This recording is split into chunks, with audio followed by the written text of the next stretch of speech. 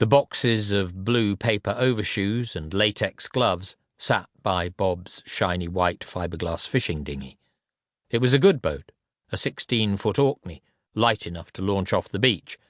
South had helped him buy it and showed him how to use it. South dug his nails into the palm of his hand. Cupidi didn't look any keener about getting out of the car. She chewed the inside of her cheek. "Right then," she said eventually. "Here we go?" But instead of reaching for a handle, she stretched across him for a packet of cigarettes. "You done a lot of this?" asked South. "Quite a bit," said Cupidi. "It's what I did in London. You?" "Not really. Never, in fact. Not like this, anyway." "Really?"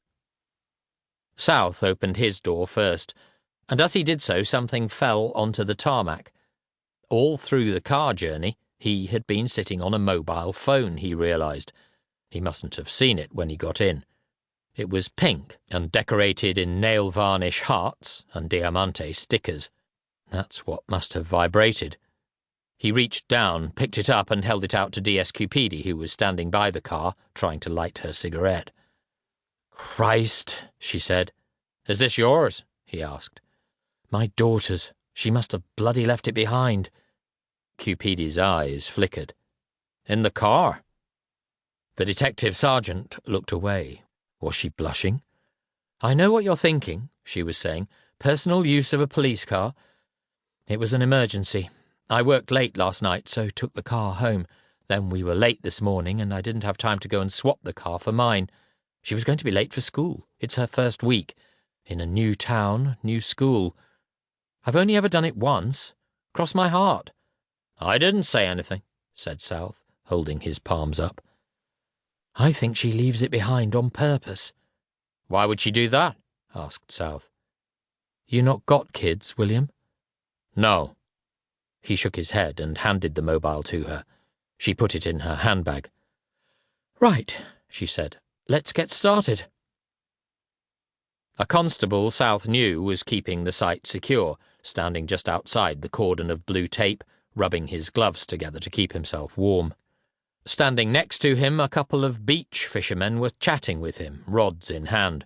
One had a damp terrier circling around his feet. People always wanted to find out what had happened. It was understandable. The men tutted, looked concerned, tried to peer into the open front door of the house. "Shall I wait out here?" South asked. "Have you ever been inside Mr. Rayner's house? Do you know your way around it?" Cupidi said. South nodded. He'd been here many times. "Would you come in with me, then?" She stubbed out her half-smoked cigarette by the car. "I want your eyes." Through the windows, South could see silhouetted men at work inside the dead man's house. "Hi, Bill," called the copper at the perimeter. "Hi, Jigger. You been in?" asked South. The constable's first name was James, but no one called him that. The copper nodded. "I was the first responder. Been here all morning waiting for you lot." "What's it like?" The constable shook his head. "Fucking horrendous. Go see for yourself." "Is it Bob Rayner? Definitely." "Yep, that's what she said, the woman who called us." "Was she still here when you arrived?" asked Cupidi. "Yes, she's at Ashford now, for the DNA and stuff." They would need to compare her traces to any others they found in the house, thought South. "Was she okay?" South asked. Jigger exhaled loudly. "Not exactly. Stands to reason. When we found him in the box, she just ran out the house screaming." "The box?" "Where they'd hidden his body. She was halfway to the beach, wailing like a wounded animal before I caught up with her, poor cow." Cupidi chewed her lip. "What did they use?" "Blunt instrument, they're saying."